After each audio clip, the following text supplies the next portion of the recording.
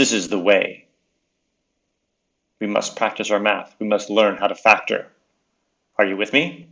Let's go. All right, everybody, so here we go. So we're kind of putting everything together. Hopefully you've watched some of the other videos, and today we're going to get into straight up factoring. And we've been kind of building up to this moment, and this is when we've almost got everything in place to start graphing quadratics. But today we're going to look at factoring, and there's so many different things to talk about when it comes to factoring. But remember the concept of what a factor is. So it's something that kind of goes into something. So we're going to start out factoring something that sounds super super scary. It's called ax squared plus bx plus c. Now, depending on what kind of math books you have and what kind of maybe where your teacher's from, they might have different letters. But this is the basics of what it is. Now today we're just going to be doing actually this the x squared plus bx plus c. We're not going to use this a thing, but eventually we're going to. So we're going to start factoring these things. Okay, so going back to exactly what is a factor. So let's go back to grade 1. So good old grade 1. So grade 1, right? If I asked you, what are the factors? And this is like, when you're in grade 1, you're sitting there going like, I want to go on the playground. I don't want to do this math. Well, I hope you paid attention. So what are the factors of 12? So they're 1, 2, 3, 4, 6, and 12, right? Those are the factors, and that kind of stuff. And the other thing, though, the other kind of funky thing, though, is, did you ever think about the numbers, what two numbers multiply to give you 12? And we know that we start to see little patterns here, don't we? We know that basically what you've done is you've started to do this, correct? Yeah? But I ask you, would this not also work? Yeah, were you sitting there? Were you sitting there in grade 1 thinking this? Wait, if I used 2 negatives, I would get a positive as well. Could those be factors? Well, I say this because I want to make a very good point right now, is that we're going to eventually start asking ourselves, how do we multiply to get to a number? So I did want to show that when you do have negative numbers multiplying together, you could hypothetically get that same number, right? And that kind of stuff. So I'm kind of giving that idea there. So here we go. I'm just going to get straight into it. I'm going to teach you the way I was taught and the way that I would like it if I was a kid. So you're going to be asked to go and factor a polynomial. And why are you doing this? So you got to know why. So here's the answer of why. Because it will help you set to 0. And if you watch my other video about the zero product property, then you can solve it, and then you could graph it.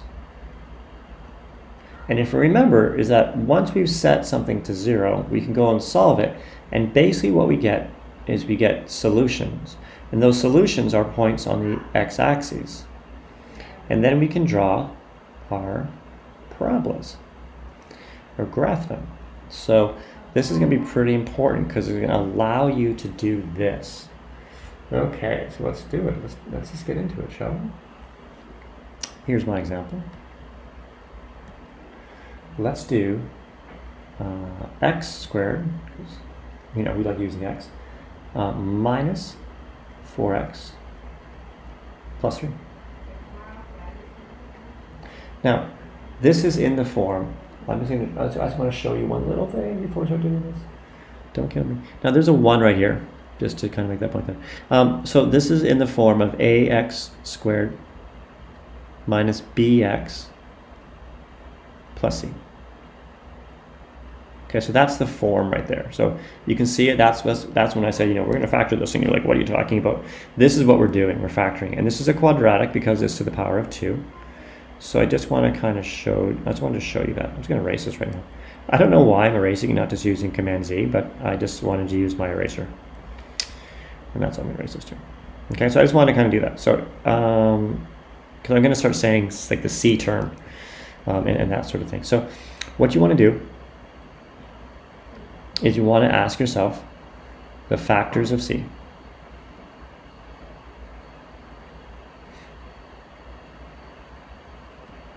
I'm going to put a little quotation, a little like C, which for us is 3. So what are the factors of 3? Well, we have, how do I get to 3? I could do 1 times 3, and I could do, oh my gosh, I could do -1 and -3. Sweet. And then I want to go and just add those factors up. So I want to go 1 plus 3, which is 4. I'm going -1 plus -3, which is -4. And this is what I want to ask myself. Are any of these B? Are any of these B? These sums. Is this B or is this B? Remember I just showed you what B was? B was this. So which one is it? Oh my gosh, it's that one. Yoo-hoo! So we got a winner now. So now you know the factors that we have. Pretty cool. Nice. So now what we're going to go and do is I'm going to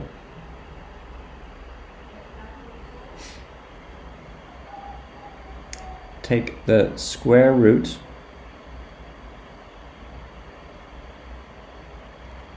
I'm going to take the square root of that x squared term. Well, that's just going to be x, which is just the square root of that is going to be x. And what I'm going to do next, I'm going to draw 2 brackets like this. I'm going to put the square root of x squared as x because this is really x times x, right? That makes sense? So one x is going to go in there, and another x is going to go in there. Boom, boom. Then what I'm going to do is I'm going to go and my solutions were, it was -1 and -3. I'm going to put one of them in this bracket and one of them in that bracket. And I'm done. I have factored it. And there we go. You can always go and check your answer. So if I was going to go and FOIL this, so you've seen other videos talk about FOIL. If I was going to go and FOIL this, so the first, outside, inside, and last, I would get x squared minus 3x, minus x plus 3, and that would be x squared minus 4x plus 3 equals 0. So we're back to where we started from. But once you've done this magical thing called factoring, now you can go and get solutions, right? Now you can go and use the zero product property, the ZPP, yeah, you know me, and you can go and solve that, right? So you go like x minus 1 is 0, and x minus 3 is 0.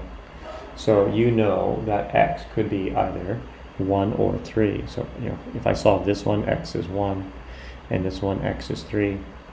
And now I'm just getting super excited. Why would I just go graph that? So you know, if you're going to go and graph this, you know that your solutions would be 1 and 3. And you'd have like a little little parabola like that.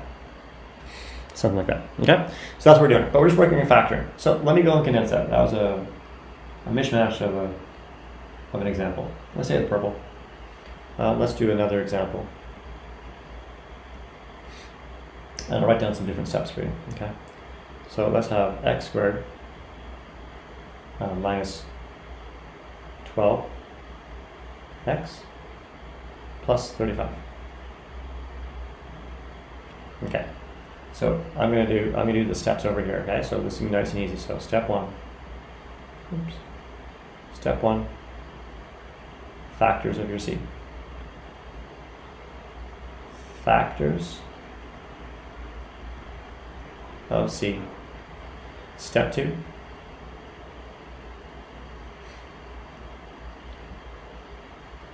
Does it add up to B?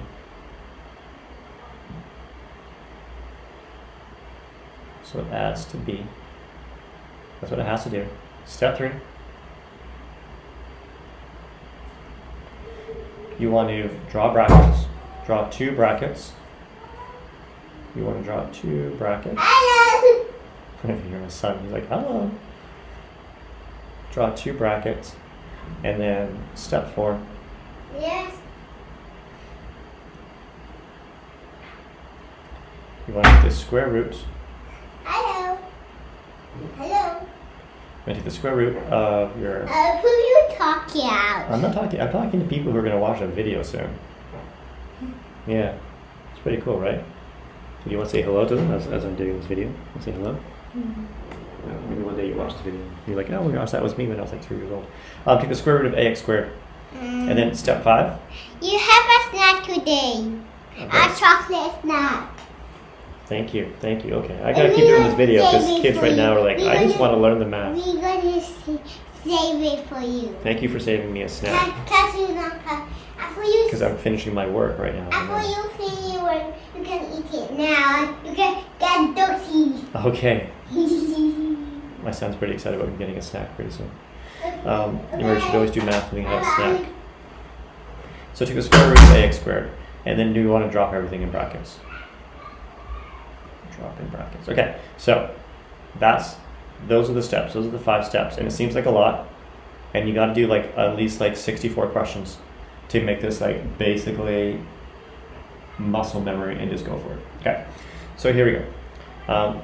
This is how I do it if I was a kid. So I would say, okay, what 2 numbers multiply to give me 35 that add up? So to add up to negative 12. So multiply to 35 and add to negative 12. Now, if you're going to do a common kid mistake, you're going to forget that it's negative 12. I'm telling you right now, that's what's going to happen. Okay, so it's a negative 12. So you're thinking about all the factors of like 35, and you're going through them, you're like, oh, I don't know, 7 and 5, right? But 7 and 5 doesn't work, but negative 7 and negative 5 works. So it's like, yay, it's negative 7. Well, that's a horrible color.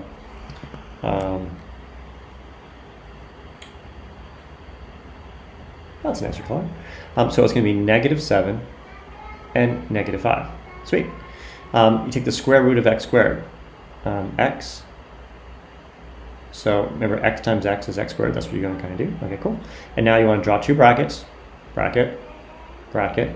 And you just want to drop this stuff in there, right? That's all you want to do. You want to put them in there. So one x goes in here.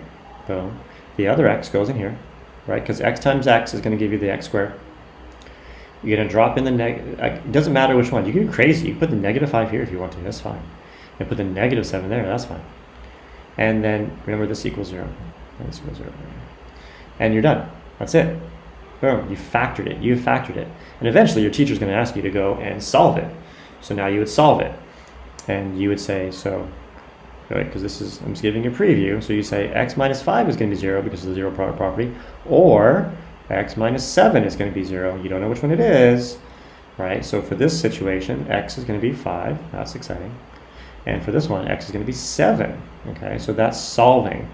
So this part was factoring. Because sometimes kids get so excited and they go all the way, right? So that's factoring. Cool, that was factoring.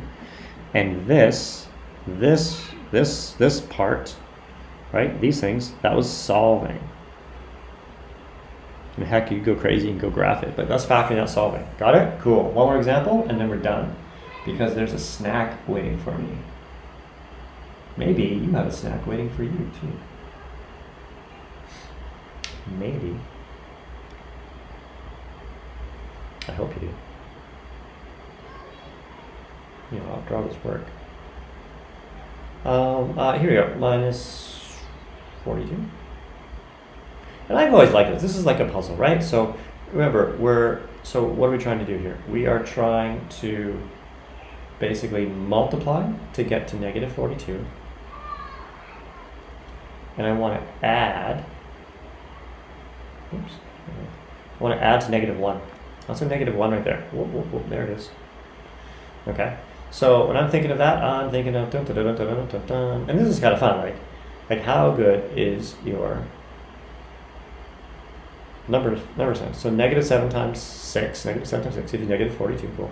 And negative 7 plus 6 gives you that negative 1. Yay, there we go. Draw your two brackets. This is always easy. This is going to be x here, x there, easy peasy. And just drop that number in there. So one is negative 7, cool. And the other one's going to be positive 6. And you're done. It is snack time. Have a good day.